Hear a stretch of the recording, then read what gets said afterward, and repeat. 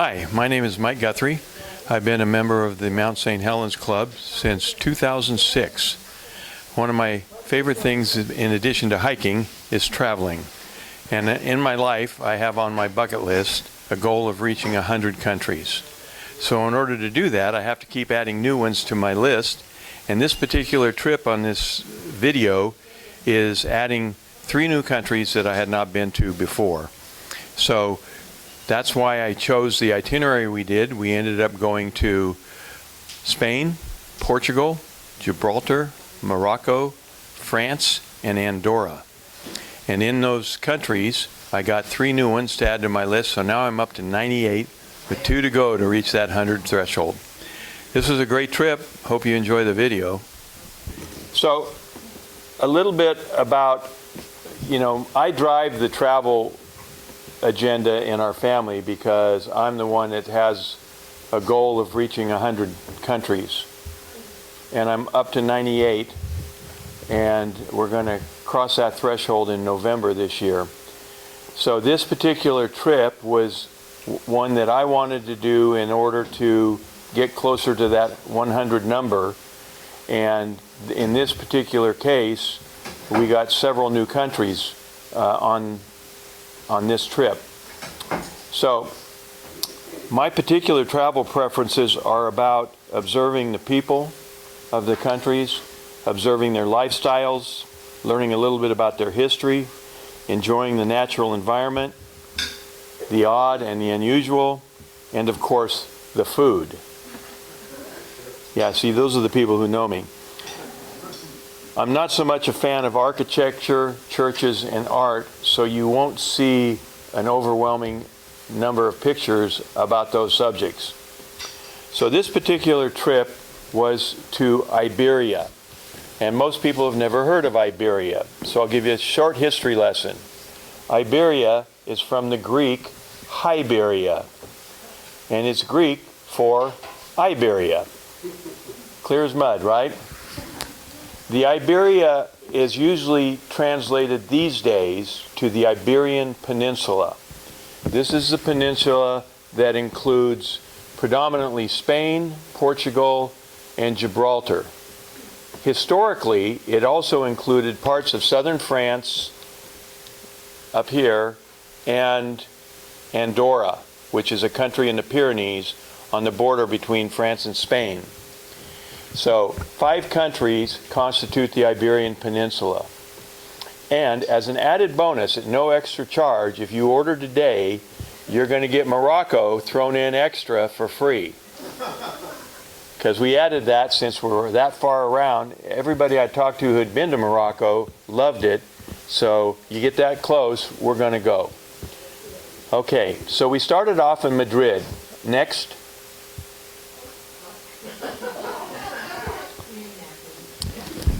This is the Puerta del Sol, which stands for Gate of the Sun. This is a confluence of the 6 major highways reaching all the corners of Spain. And those highways were completed, and this particular plaza was created in the 15th century. That's the 1400s. Before America was discovered, this place existed.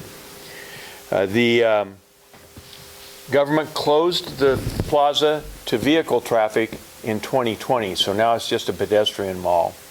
And it's a really hot gathering space for especially younger people, and it really rocks. Next. This is called Plaza Mayor, which means the large or the great plaza. This is even a little bit larger, I think, than the first one. But this is a 4-sided plaza with multi-story buildings around it. The bottom level along here are shops and restaurants. So all the people you see sitting are eating from restaurants that are under the porticos there. And it's a very festive place as well. This was opened first in 1620. So it goes back a long time too, 500 years. Well, 400 years. Next. While we were there, these people in the Plaza Mayor, mostly Muslims and sympathizers, were protesting. And the sign here, you can't read it from where you are, but it says, they want to see us divided, but now we are more united. This was a result of President Trump's ban on Muslim immigrants from the list of countries that he did early on in his presidency.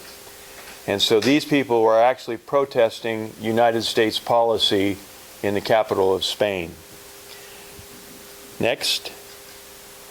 While we're eating, I see a waiter carrying a tray of these around. And I thought, wow, this is awesome, onion ring sandwich. Well, I didn't know it at the time, but we found out later, because right around the corner from where we were sitting for dinner in the plaza, next, was this place. Bocadillos de calamares. And we all know what calamares are, right? Squid. So that is not, and you can see the little statue here has that bocadillo, which is like the equivalent of a French, what do you call those long sandwiches they have? Baguette, thank you, hon. It's a Spanish equivalent of a baguette, only calamares are a big thing over there. And they have restaurants like this one dedicated to serving calamari. Next. Here we are in front of a several hundred-year-old bonsai tree, which is in the botanical gardens of the city of Madrid. And we got there in March, which was a little bit too early for the flowers to be blooming, but they have an amazing bonsai garden, and we spent quite a bit of time admiring those. Next.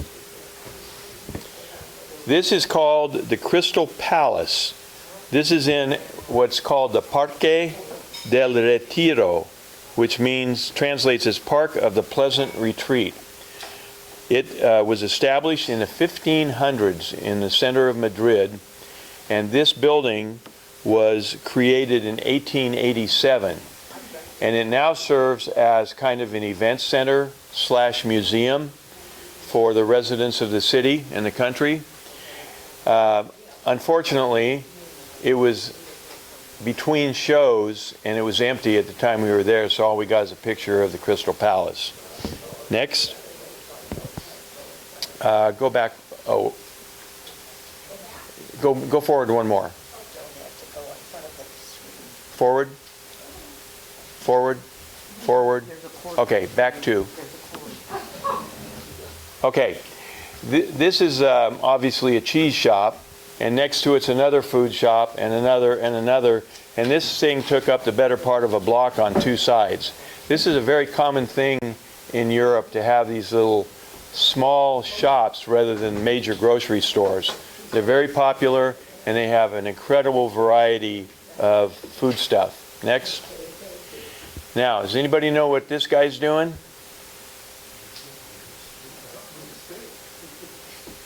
He's cutting something. A what? A leg, yeah. Yeah, that's the hoof is on the bottom. Right there.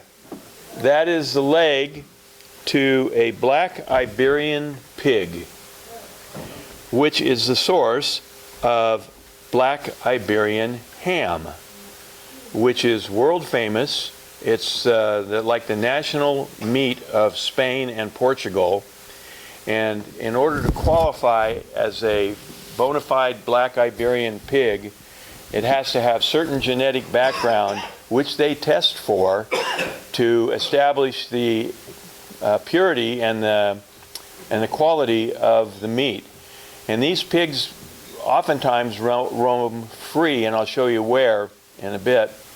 And they live off of acorns from the ubiquitous oak trees of many species that populate the area. It's particularly interesting because the pigs roam free. They get a lot of exercise, which builds a lot of marbling in the meat, which gives it the flavor that makes it so famous. And they're pretty proud of it price-wise, too. I think this stuff was about $8 a pound or something. But they slice it paper thin when they market it. Next. Okay, you can't make out the sign. At least I can't from back here. 1819. No, in the middle. In the middle, what's it say? It says El Prado. It's the Prado. Anybody ever hear of the Prado? It's a world-famous art museum in Madrid. And since we were on a tour, we got to go places that I normally wouldn't go, and art museums are generally one of those. But this particular museum featured the native sons of Spain, and had a special emphasis on Goya, Velázquez, and El Greco. And some of these paintings, which we were not allowed to take pictures of, the oil paintings, some of the paintings were 50 feet long and 14, 16 feet tall, and covered an entire wall in section panels. Massive. And I can't even imagine how long it takes to paint a panel that size. But you won't see pictures of it here, but you will see pictures of the next one. Back up one, hun, see if it, okay, go back, forward. This looks like if you're looking at this thing from 2 feet away, which I was, it looks like a photograph. It is crystal clear. The shadows and the reflections are all perfectly placed, and the detail is unbelievable. You can see individual crumbs on the plate where that big cake is right there. It's fascinating. This was a style that was created by a guy named Willem Klaus Heda. I think he was Dutch. Yes. And he created an entire genre that was not in vogue at the time. And he became quite famous. He started late in life and painted, I can't remember how many, I looked it up, but not a huge number of paintings, but they all had a similar theme of the food and the knocked over serving dishes and the extreme detail on this stuff. If you want to see some incredible art, and I told you up front, I'm not an art fanatic, but look this guy up on the internet. His last name is Heda, H-E-D-A. Next. This is just an interesting living wall in a building in downtown Madrid. I thought it was really cool. I don't know if they had any political statement being green or not, but it's just beautiful. Okay, next. Let's go back one. To finish up in Madrid for the first leg, some observations we made.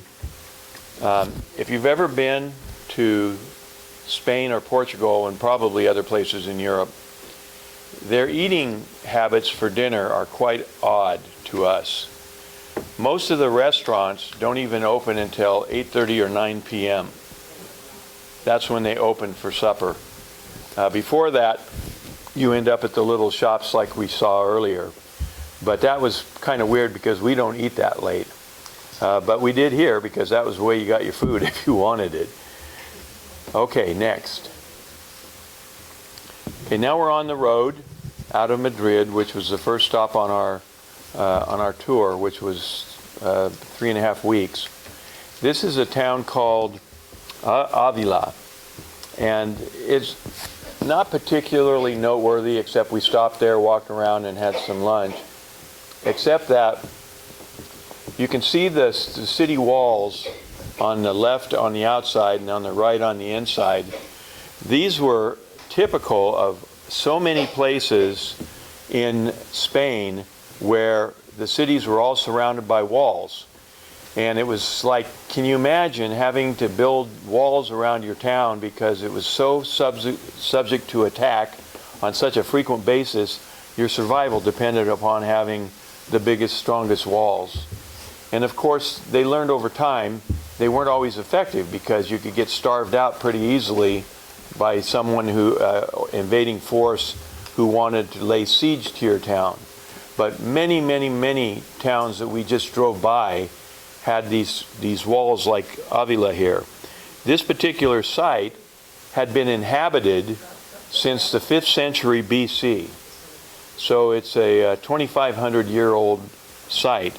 The walls were built around the 11th century to protect the town from the Moors, because in that time period, the Moors from northern Africa invaded and conquered almost all of Spain. And we'll see evidence of that as we go in some of the architecture. They claim it's the largest fully illuminated monument in the world. I'm not sure how they measure that, but the interior is 77 acres. That's the town. It was very well kept, and one of the things in this case is its original construction. So many places in Europe, not necessarily in Spain, but in other countries that were involved in World War II, what you see is all reconstructed.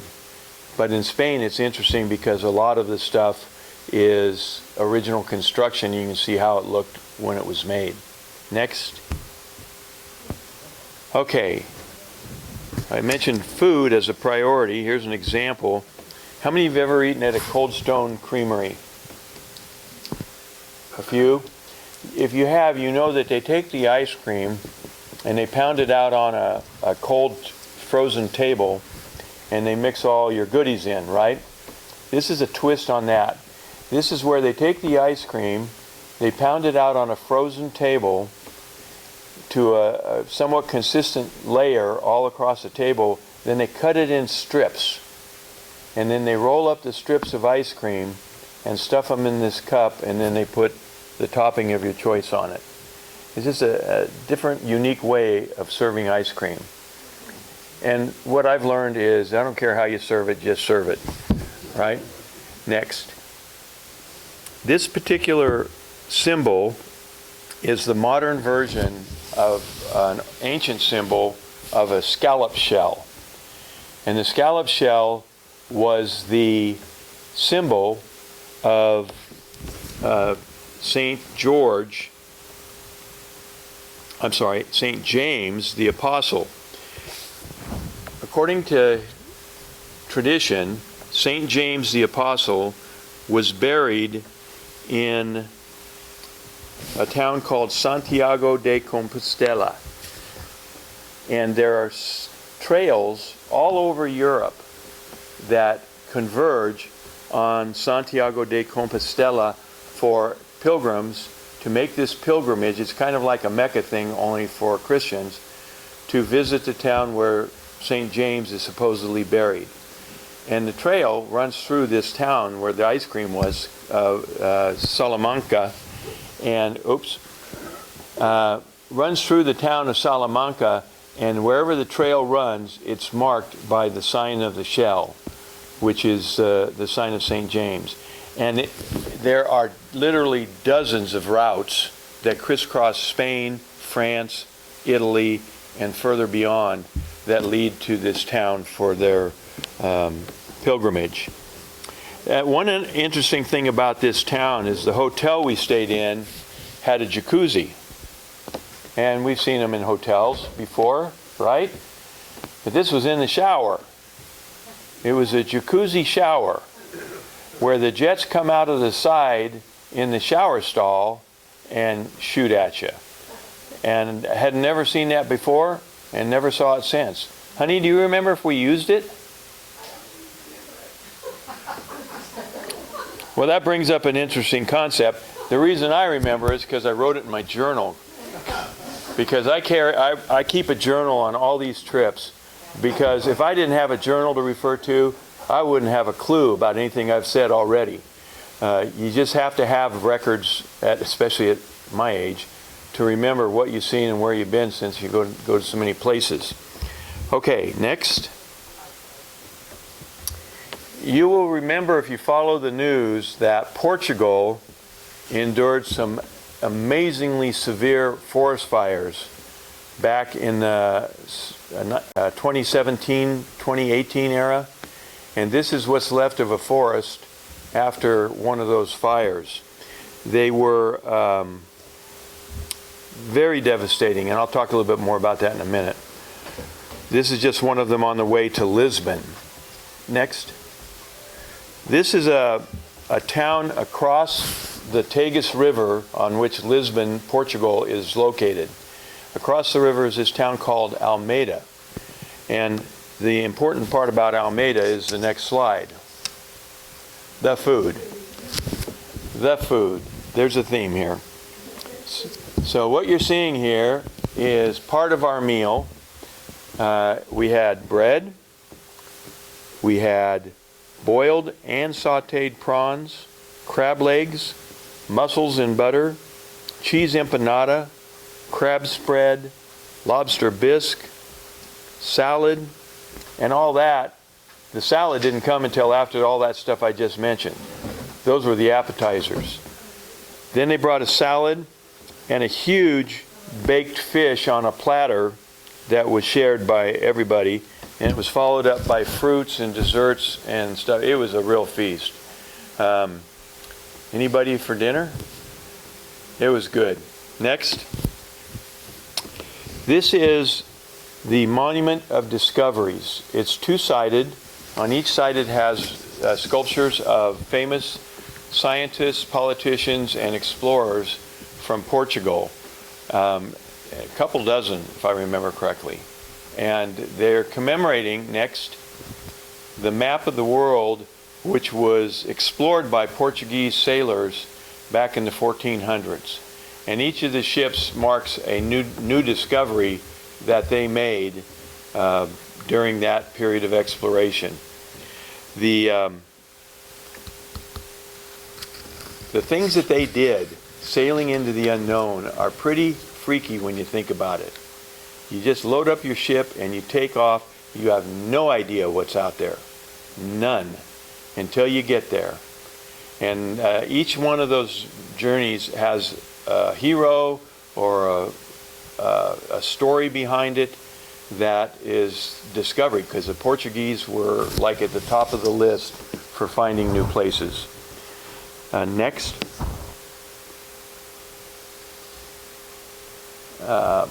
Go back one. Go back one more. Okay, forward. Now you're not going to be able to hear these guys, unfortunately, but there's two guys standing and behind them is another guy sitting playing a guitar.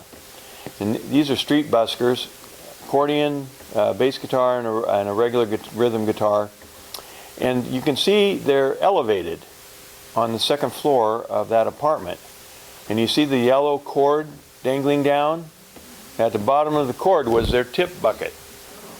And so you could walk along the alley and listen to the music, which was not bad, and then you put your tip in the bucket so they can rescue it later. Next. This was on the road to this particular building here. This is the Castle of St. George in Lisbon.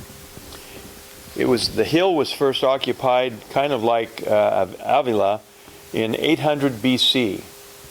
It was a very prominent place because it had a view over the Tagus River, so it had strategic importance to the early settlers and the early government officials. The oldest parts of this particular facility were built in the 6th century.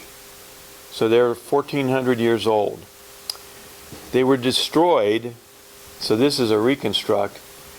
The whole place was destroyed during the Lisbon earthquake of 1755. Anybody ever hear of the Great Lisbon earthquake, 1755? I hadn't either. But boy, listen to the stats. Destroyed during the earthquake were 85% of the city were completely destroyed either from the quake, a fire that ensued because it was at the beginning of a festival of Christian celebration, and people had lighted candles to celebrate the event. And when the earthquake hit, the candles toppled over and lit fires and burned the city down. It also generated a tsunami, which started on the Tagus River and on the Atlantic Ocean side of the country. This tsunami was so powerful that there were waves up to 66 feet tall measured in North Africa, which is across the Mediterranean Sea from Portugal. Large waves, larger than normal waves and tidal waves, were felt as far away as Brazil and the Caribbean. So across the entire Atlantic Ocean. One wave, actually, if you know your British Isles at all, you know that between Ireland and the continent is the England, Wales, and Scotland, the island of England. And then on the other side, on the west side, is Ireland, clear up the other side of the country. Well, a tsunami reached around England all the way up to Ireland on the side and destroyed a couple of towns there. It actually made about a 90-degree turn to get there. Next. Now here's another one that goes right with the calamari sandwich. Octopus hot dog. Any takers? They're pretty proud of it. It costs 12 euros. That's about 15 bucks. But the polvo alaguero, Portuguese gets me, lagareiro, is a delicacy that is like a Portuguese national dish. And they serve it in many forms. This is more of a modern version. But I'm not quite sure that I would want to try that. But it made a good picture. Next. This is an interesting tree, and I forgot to write the information down on what kind it was. It was on the way. We walked up to the castle that day. We passed this tree. We passed the buskers. We did 7 miles that day in downtown Lisbon, and we saw everything we could see for 7 miles. And it was quite a variation of sights. This particular tree just amazed me, looking at the trunk, how gnarly and how wide it is compared to the trunk of the tree. Apparently it was an import from somewhere in South America, and it obviously liked its environment. Next. This is the view of the Tagus River from the St. George Fort, or castle. And you can see the strategic advantage they would have if they had, well, they did have cannons up there, of being able to control access to the area of the city they wanted to protect. Next. Okay, you can't really see this too well, it's too far away, but these buildings are, completely covered in graffiti, the entire building. This one has an alligator on it, or a crocodile. I can't see what the other ones are. But when they take over a building to do graffiti, they do it right. And quite artistic, actually. Next. Okay, what do we have here? I'm sorry? Zip line. Yeah, right. Yeah, that'll give you a zip if you try to get on that line. What kind? What kind of bird? Nope. Stork. Those are stork nests. Yeah, storks are real big over in Europe. They're ubiquitous. We've seen them in many, many countries. And they have huge nests. Not quite as big as the biggest eagle nests, but they'll give a lot of them a run for their money. And as you can see, they're everywhere. And they don't take there's no place that they won't try to build a nest. All the the transmission lines for the electricity had nests like this, just by the dozens. Next. Here's another one.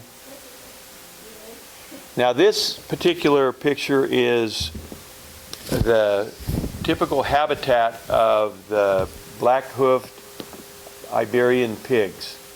And what you see there are oak trees, and they just love it because their diet is acorns.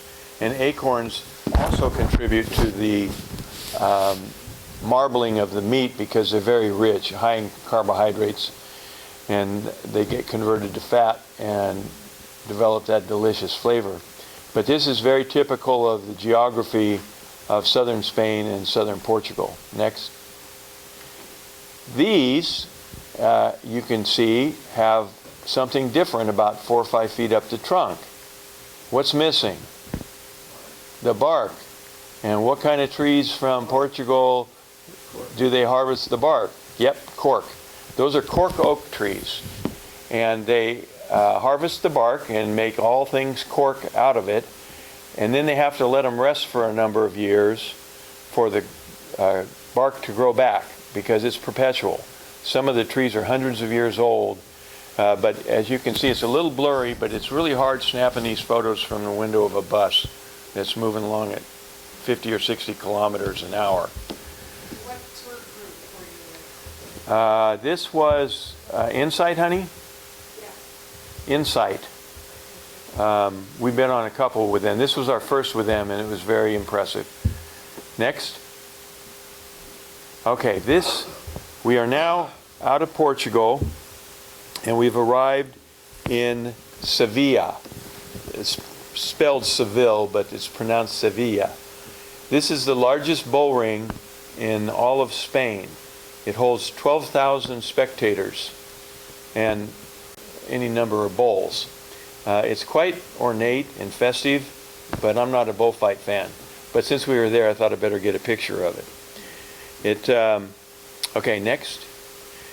This, I told you I didn't do a lot with churches, but this happens to be the 4th largest cathedral in the world, according to them. It is called the Sevilla Cathedral, and it was built between 1401 and 1528. Now, when you get up close to these buildings, if you haven't been already, it's just astonishing the precision, the craftsmanship, the detail that these people were able to complete 600 years ago. It's like the tools they used were rudimentary. They had no power tools, and yet they create these magnificent structures. Next. There's just a series of pictures of the inside just to show the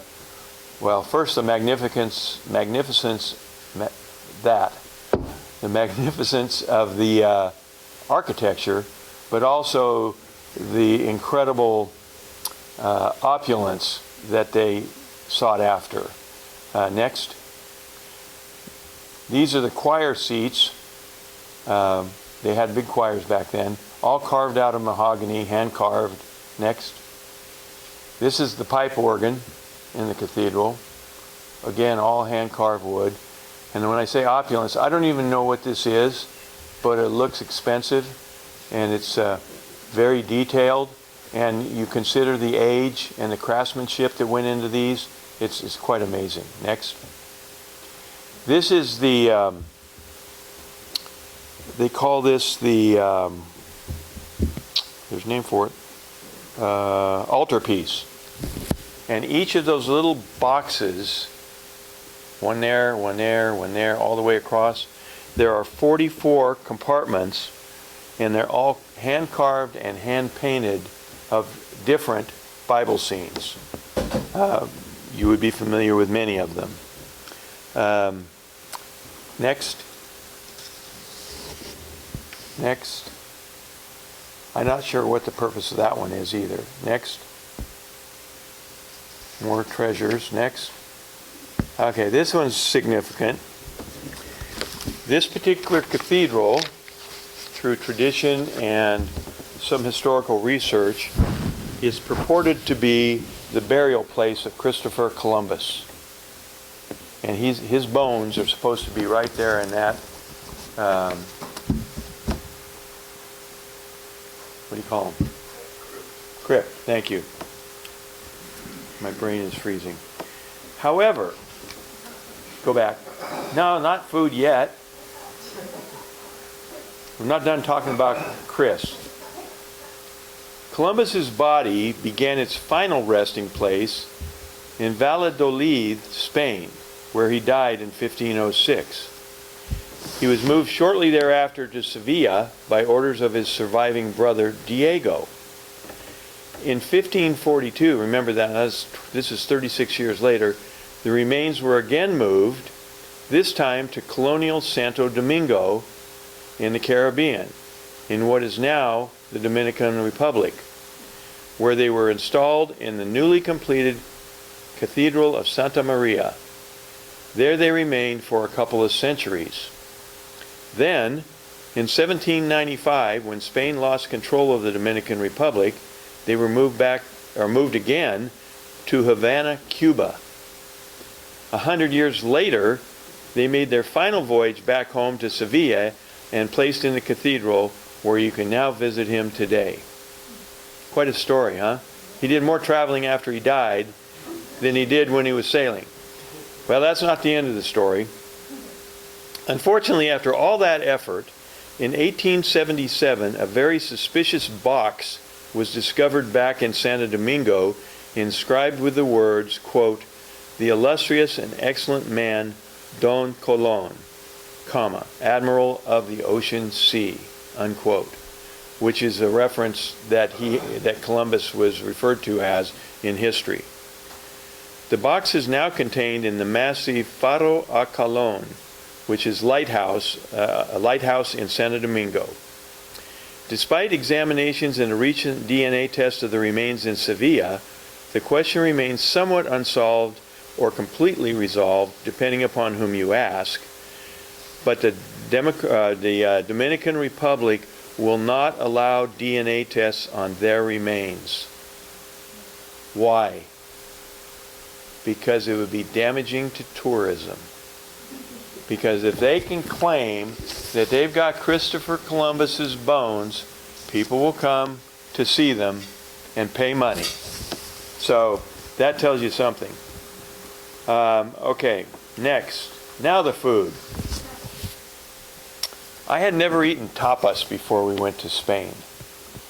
I was always told tapas were little tiny portions that you had to order a whole bunch of them, probably spend a bunch of money just to get full, right? Little tiny, like appetizer type things. So when we got there, they gave us an exhaustive menu of tapas. And it was our first time, so we said, well, we'll have this, and this, and this, and this, and this, and this. What did we end up with, honey? About 8? I think about 8. And you can see most of them there. So after they brought the first 3, and we looked at the portion size, like that skillet in the front, we told the waiter, with a slight problem with communication, no más, no más, no more. We completely over-ordered, because it hadn't been cooked yet. They were doing it in stages. And so he came back with another dish, and I said, no, stop. We don't want any more. And he said, okay, I'll tell the chef. Well, we ended up with all 8 because he said the chef didn't understand. Right, they didn't understand not collecting as much money as they could out of these gringo tourists. So here's what we had that night. We had bread and salad, ratatouille, potato omelet, ham croquettes, prawn fish balls, cuttlefish, calamari, and whiskey pork loin. We didn't finish everything, but we gave it the good old American try. Not to be dissuaded, though, after dinner, because it was late there, we took another walk around town to explore like we love to do, and polished it all off with some ice cream, of course. The next night, while we were there, we went to a concert with flamenco dancers and food, and it was very entertaining. The flamencos were pretty good. Flamencos, not flamingos. Okay, next. Okay, now we're leaving Sevilla, and we're on the road. And we're driving down the road, and I'm studying the countryside on our way to Cordoba, and I see this. Any guesses? And if you look really closely underneath the top of that obelisk, you can see rays of light radiating for about 45 degrees in each direction. That particular location is called Gemma Solar. It is the first commercial solar plant with a central tower receiver and molten salt heat storage technology. They call them CSPs, concentrated solar power. What happens is, I don't have a picture of it because we're miles away, is around the base of that thing, and we say how big around? Well, 480 acres worth are 2,650 heliostats. And a heliostat looks on the outward appearance like a solar panel, but they're reflectors. They reflect the sun from and each one of those 2,650 has 1,300 square feet. And they're all on a computer system to track the sun as it goes across the sky, to focus a beam on the bright lit part at the top of that shaft. And you can see it's pretty intense. And what that does, it melts solid salt into a liquid form. The molten salt is then used to heat water to boiling to drive steam turbines to generate electricity. This particular one generates 80 gigawatt hours of power per year, enough to power 27,500 homes. So it was the largest in the world at the time. It was built in 2011.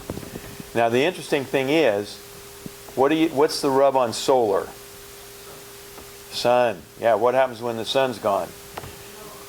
These things can actually function for up to 15 hours without sunlight during a sparse day, because it doesn't rely on the sun to heat the water, it heats the salt, and the salt retains heat for 15 hours, hot enough to boil water. So it's a pretty interesting technology and has, some interesting benefits for the future. These have been built in the States, by the way. The first experimental ones were built in Southern California. But I knew it was something unusual when I saw it. It took a little bit of research to figure it out. Thanks to Google Maps, I knew where I was, because if you have your location turned on, you can get the longitude and latitude for all your pictures. And then you go to Google Maps satellite view at that point on the road and expand it, and it shows you exactly what's there. It's an interesting tool. Next. Go back and see if that'll stay. No? Okay. This, unfortunately, will not expand, is the Cathedral / Mosque of Cordoba. The mosque was first built by the Moors from North Africa, the Muslims, in 785 AD. The Moors controlled Spain and Portugal and much more of the Mediterranean for hundreds of years. They were very achieved and accomplished warriors, and they also were very advanced in education, in architecture, in construction, and you'll see some pictures here that'll blow you away, considering this was pre-1200 when this stuff was done. So it was first a mosque, then in 1236 the Reconquista took place, which is a modern term that didn't come around until the 19th century. But eventually the Christians retook the country and drove the Moors and the Muslims out of the country. Next. So here's some of the Moorish / Muslim architecture, which is typical of many, many mosques. Their designs are incredible. They're meticulous. They're detailed. They look a lot very redundant, but then I can't read Arabic, so it may or may not be. But it's amazing detail, colors, patterns, and so on. And they just mix them up all together, and it's spectacular. Next. This is a picture of the ceiling of the mosque. And if you could look at it close up, you would see that the ceiling just has incredible detail. And a lot of these are mosaics made of tiles, not just painted. Very, very beautiful stuff. Next. This, of course, is the After the Christians retook the place, they remodeled it. But look back here. See those arches? That's Moorish. They left some of it in the original form that it was built by the Moors. And this thing goes on, well, you saw the picture, it's several blocks on a side. And these hallways are hundreds of yards long. And they have these incredible arches and pillars and so on. Next. This is now the Christian part, because they rebuilt a great deal of it, renovated it in the 16th century. Next. And more decorations, as are typical of the Catholic churches in Spain. Next. And again, we saw this in Sevilla, all the seating for the choirs. And not only are they, I mean, they're tall, because this is the top of the chair, and it's raised off the ground. But each of those panels is a different biblical scene above the chairs. Next. Next. And this is a close-up of the choir seating. And you can see that all these little panels are different. Next. And this is Patty in her happy place. You want to tell them about it, honey? Just hanging on the walls in this narrow alleyway. And this Cordoba is a neat place. It happened to be, like I said, in March. And March is blooming season for orange trees. And if you've ever smelled orange blossoms in bloom, it's just almost heavenly. And this was the aroma throughout the town. I think, isn't it at the end of this street you got that perfume? Well, just say it is. Nobody will be able to dispute it. Next. Next. Okay.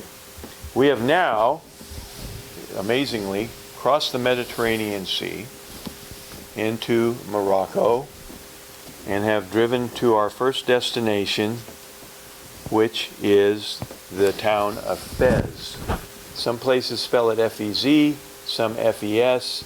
I think the correct spelling is F-E-S, not to be confused with the hat spelled F-E-Z, which the Shriners wear. You've seen them. This is, the country of Morocco is the second oldest monarchy in the world, behind only Japan. The country is very mountainous in places. They have 40 mountains of over 10,000 feet elevation.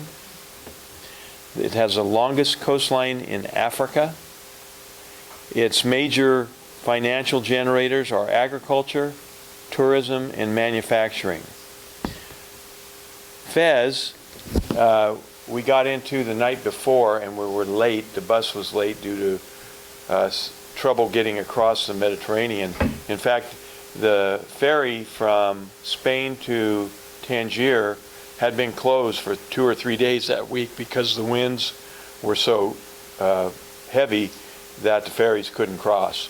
So we were on the first day that they reopened, and we're glad to do it, but we're hours behind. So we ended up stopping at McDonald's for dinner the night before. Tell them about McDonald's, honey. They were wonderful. What do you remember? They had like coffee shops and bakery in it. They played like sport music. Beatles, it was all fun. Yeah, and it was a place. They were really, really clean. It was a family place. That's where people went. It was a Sunday, and that's where everybody took their family for eating out on Sunday.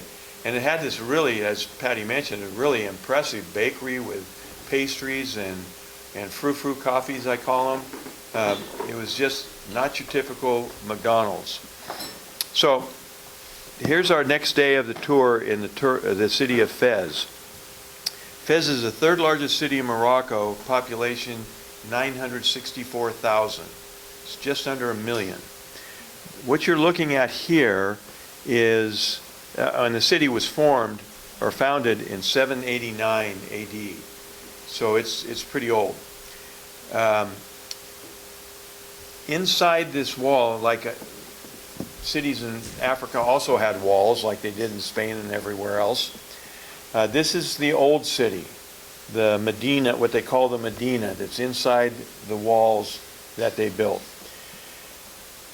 Inside this is a automobile-free zone.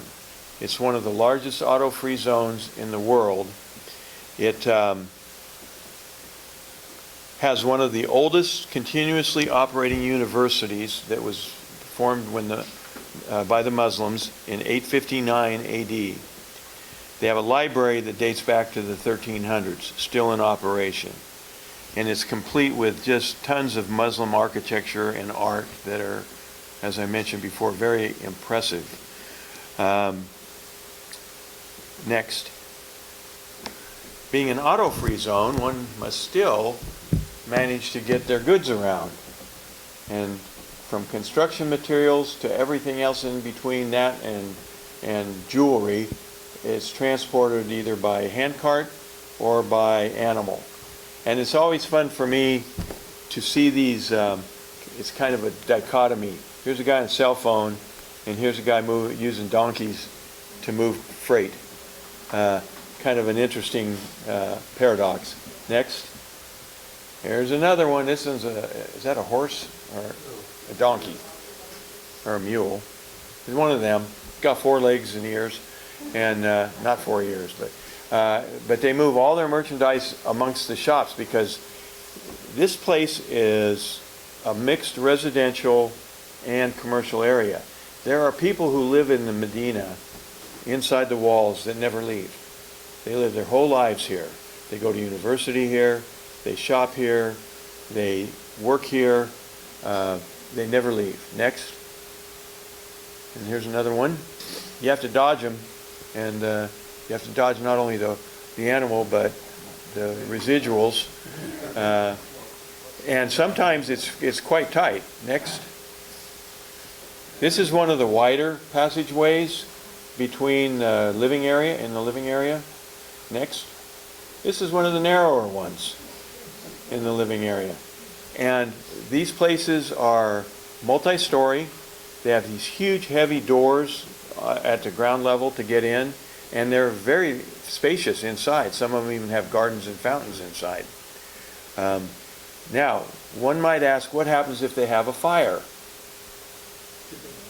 How do they get the fire truck in there?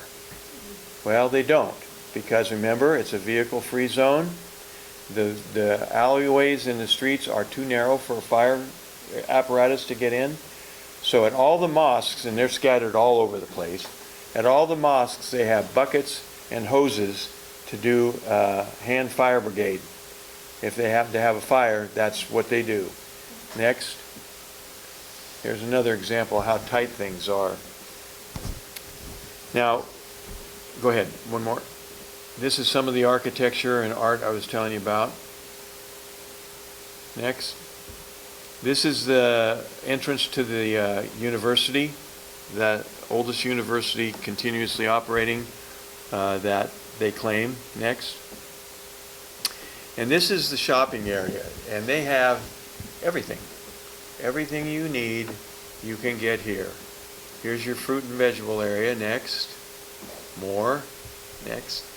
And now that we're getting in, on the left, you can see the coils of hose and wire and stuff. That's a hardware store. Next. And now we're getting into the clothing area. Next. And this is a shop where they had about a dozen guys working there, hand forming copper pots and kettles and things, all by hand with a hammer and a plenishing hammer, the ball peen type. Next. All by hand.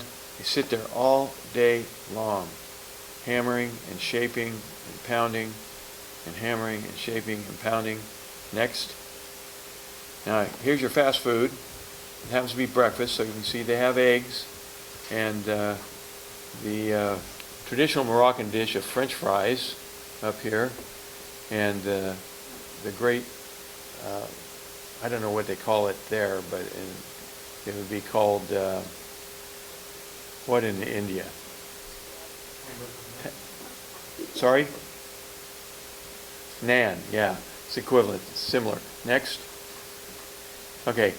You can see vaguely back here the chickens, and here's the real live chickens.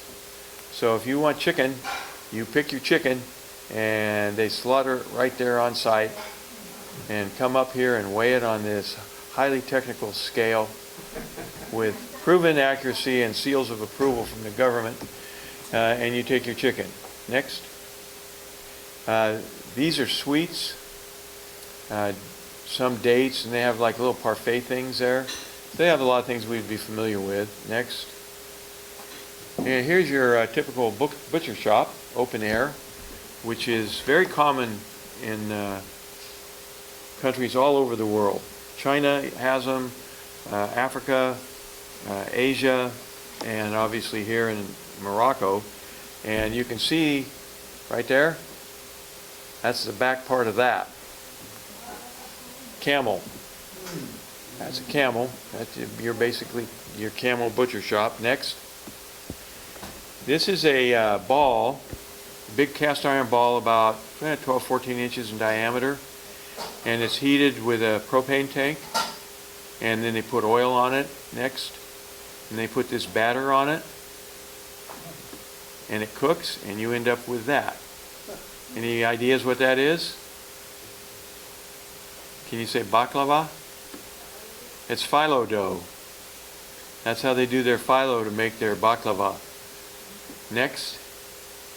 And then you can get olives. That's all an olive vendor, all different kinds.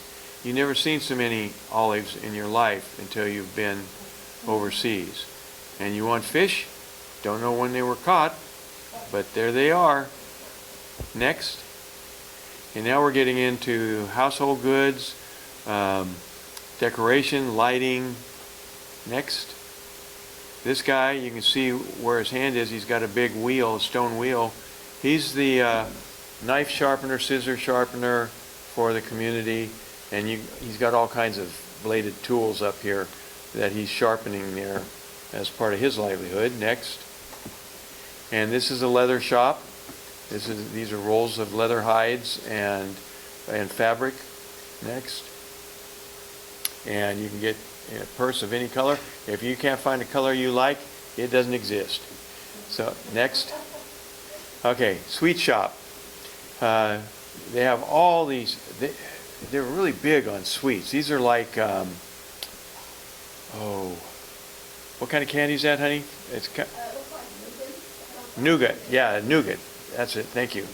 Now, what you want to notice here, because it'll come up later, right there on the corner. What do you think? Close. It's a honeybee. The honeybees flock to these sweet shops, and in some cases, I'll show you later, they just cover the sweets, going after the sugars. Next. Okay, now this is a cool thing. Never seen this before. What are these? Picture frames. What are they made out of? What? I can't hear you. No. Tire tread. That is tread from used tires that is shaped and formed and glued together, and it's amazing. And these are the small ones. They have them that are like 2 feet by 3 feet, all made out of used tires. Next. Here's a fruit stand, dried fruit, big on dates and apricots and things like that. I always wonder when I see these, because they're everywhere. How long has the one on the bottom been there? How long has the stuff on the bottom layer been there? And what do they do? You know, because they keep stacking it up so it looks good, but what happens to the stuff on the bottom? I don't know. It's a mystery for the next trip. Next. Okay. About, in the 90s sometime, they had a big fire in Medina. And this part of the Medina where the shops are is called a souk, S-O-U-K. It's like a bazaar. They had a fire here, and it destroyed a huge section of the souk, of the bazaar. So this is all newer construction, and it's very upscale. Next. Got your fabric shop. Next. Oh, go back. They have jewelry shops, they have fabric shops, they have wedding dresses, suits, and all kinds of things. Really high scale stuff. And they're all very nice and new and fresh. So at the end of this tour, they gave us a couple pieces of information. The people who own both the residential properties and the businesses, they transfer that property generation to generation within the family.